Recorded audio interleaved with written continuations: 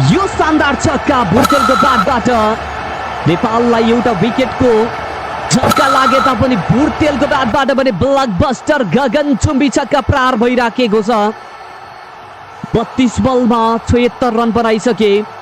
ओभरको समाप्ति हुनको लागि अन्तिम 2 बल बाँकी। ओभरको 5औं बल ब्याटिङको लागि अहिले स्ट्राइकमा भुर्तेल छन्।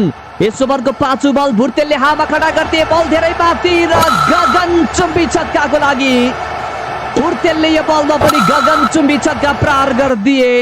ह्याशट्याग मामा लेखिदिउँ।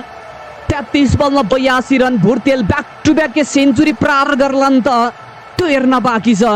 आज नेपाललाई कुन भूतले छोएछ? मलेसियालाई त आज तनाव पो दिने भयो त साथीहरू।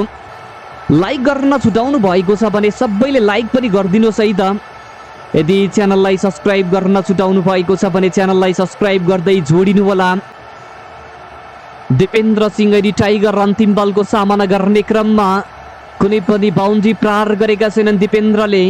अन्तिम बलको सामना मोहम्मद अकरम बलिङ अट्याक लिएर दौड लगाउने क्रममा यस ओभरको अन्तिम बल। यो बललाई पनि दिपेन्द्रले बल्ल चलाइदिए र दिपेन्द्र सिंह ऐरीको ब्याटबाट यो बल पनि जानेछ बाउन्ड्री पार। 4 रनको लागि र यो चौकासँगै ओभरको समाप्ति भएको छ। भुर्तेल मामा ब्याटिङ गर्नको लागि आफ्नो सेन्चुरी प्रहार गर्न जम्मा 2 रन टाढा। 43 बलमा 98 रन भुर्तेलले बनाएका छन्। 7 वटा छक्का 10 वटा चौका। यस ओभरको सुरुवात सामना गर्नको लागि पहिलो बल स्ट्राइकमा कुशल भुर्तेल रहेका छन्। जम्मा 2 रन टाढा। आफ्नो सेन्चुरी प्रहार गर्नको लागि भुर्तेल स्ट्राइकमा। राम्रो बल थियो। भुर्तेलले अन ड्राइभ लगाए, 1 रनको कल गरियो, अर्को रन प्रहार गरे र यो सँगै भुर्तेलले ब्याक टु ब्याक 2 वटा म्याचमा 2 वटा सेन्चुरी प्रहार गरेका छन्। ह्याशट्याग मामा ह्याशट्याग भुर्तेल लेखिदिउ कमेन्ट बक्समा आएर। 44 बल 7 वटा छक्का 10 वटा चौका भुर्तेलले आफ्नो सेन्चुरी प्रहार गरेका छन्।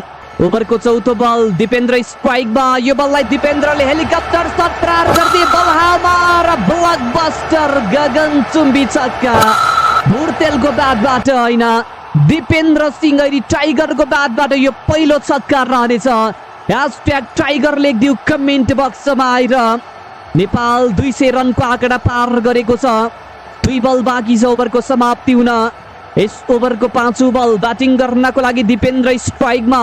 ओभरको 5औं बल दिपेन्द्रले यो बललाई हावा खडा गरिदिए, बल धेरै माथि र ब्लकबस्टर गगनचुम्बी छक्काको लागि दिपेन्द्र सिंह ऐरीको टाइगरको ब्याटबाट ब्याक टु ब्याक 2 वटा छक्का सँगै नेपाल 208 रन अहिले 2 विकेटको क्षतिमा रहेको छ। 7 बलमा 18 रन दिपेन्द्रले बनाइसके। भुर्तेल 45 मा 101 रन। अन्तिम बल बाँकी छ कि अन्तिम एउटा छक्का प्रहार होला दिपेन्द्रबाट। ह्याट्रिक छक्का प्रहार गर्नको लागि रेडी अवस्थामा दिपेन्द्र। यस ओभरको अन्तिम बल टाइगरले यो बललाई हावा खडा गरिदिए र बल भने ब्लकबस्टर गगनचुम्बी छक्काको लागि ब्याक टु ब्याक 3 वटा छक्का दिपेन्द्रले यस ओभरमा प्रहार गरिदिएका छन् र यो 6 रनसँगै नेपाल 214 रन 2 विकेटको क्षतिमा।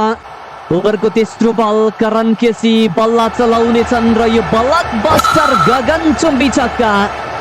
कुशल मल्ल जम्मा 6 बलमा 8 रन बनाएका छन् र यो सँगै ओभरको समाप्ति। 20 ओभरको खेलको समाप्ति भएको छ। नेपालले 275 बनाए 7 विकेटको क्षतिमा र 276 रनको टार्गेट आजको यो खेलमा खडा गरेको छ।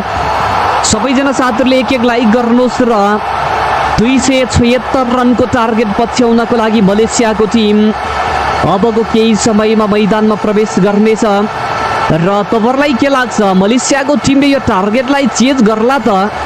मलेसिया 27 अहिले 4 विकेटको क्षतिमा। सोमपाल अन्तिम बल र सोमपाल कामीको लागि यो सफलता। ह्याशट्याग सोमपाल लेखिदिउ कमेन्ट बक्समा आएर। 27 रन अहिले 4 विकेटको क्षतिमा मलेसिया रहेको छ। 90 बलमा जितको लागि मलेसियालाई 249 रन प्रति ओभर 16.60 को दरले रन बनाउनु पर्नेछ। आज शेर मल्लले 3 वटा सफलता, सोमपालले एउटा सफलता आजको यस खेलमा निकालिसकेका छन् र नेपालले कति ओभरमा यो गेम फिनिश गर्ला बलिङ गर्न आएका छन् सन्दीप लामिछाने पहिलो ओभर र पहिलो ओभरको तेस्रो बलमा झट्का लागेको छ मलेसियालाई। पाँचौं झट्का स्यान्डीको लागि यो सफलता मिलेको छ। ह्यासट्याग सन्दीप लामिछाने लेखिदिउ कमेन्ट बक्समा आएर। पहिलो ओभरमा कुनै पनि रन खर्चिएका छैनन् र बोल्ड आउट गरिदिएका छन् मोहम्मदलाई र बोल्ड आउट सँगै नेपाललाई पाँचौं सफलता। मलेसिया 38 रन बनाएको छ 5 विकेटको क्षतिमा। जितको लागि 75 बलमा 238 रनको आवश्यकता। लामिछाने पहिलो ओभरमा कुनै पनि रन खर्चिएनन्, एउटा सफलता निकालेका छन् टिम नेपालको लागि। ओभरको चौथो बल सन्दीपको बलमा यो गगनचुम्बी छक्का प्रहार गरिदिएका छन् अजिजले। आफ्नो दोस्रो ओभरको बलिङ अट्याकमा आएका स्यान्डी छक्का खर्चिएका छन् यहाँनिर भने। ओभरको 5औं बल 1 रनसँगै मलेसियाको टिम 9.5 ओभरको समाप्तिमा 50 रन पार गरेको छ 5 विकेटको क्षतिमा। र अन्तिम बलमा 1 रनसँगै मलेसिया 109 मा 8 विकेट गुमाएर 20 ओभरको खेलको समाप्ति र नेपालले 166 रनको यो विशाल जित निकालेको छ। नेपाली टिमले सबैजना साथीले कमेन्टमा आएर कङ्ग्रेचुलेसन टिम नेपाल भनेर लेखिदिनुहोस्। नेपाल आफ्नो यात्रा सेमी फाइनलमा टेबलको टप हुँदै अब कुन टिमसँग चाहिँ भिडन्त गर्ला त त्यो हेर्न बाँकी छ। नेपाल टेबलको टप भइसकेको छ। यदि म पोइन्ट्स टेबल तपाईँहरूलाई चाहिँ देखाइदिन्छु भने अहिले पोइन्ट्स टेबलमा यो प्रकारको अवस्था छ। नेपालले अलरेडी 2 अङ्क चाहिँ एकदमै खतरनाक तरिकाले बटुलेको छ र नेट रन रेट पनि हामीले एकचोटि हेर्न सक्छौँ। नेट रन रेट पनि हेर्नुहोस्, नेपालको अहिले 11.05 को छ। आज यो खेलमा 166 रनको विशाल जितसँगै नेपालले टेबलको टप हुँदै आफ्नो सेमिफाइनलको यात्रा तय गरेको छ। ग्रुप एबाट नेपालको टप भयो र अब ग्रुप बीबाट टेबलको सेकेन्ड हुने टिमसँग नेपालले एसियन गेम क्वालिफायरको चाहिँ सेमिफाइनल म्याच खेल्नेछ र सबैले कमेन्टमा आएर टिम नेपाललाई कङ्ग्रेचुलेसन टिम नेपाल भनेर कमेन्ट गरिदिनुहोस् है त।